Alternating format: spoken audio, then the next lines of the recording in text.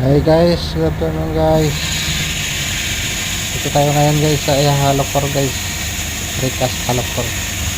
Pagkating ng halokor guys.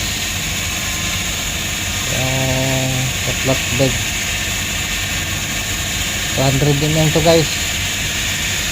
Yung kapal niya. Ayan siya guys. Mga isang minuto naman to guys yung yung pagkakating niya.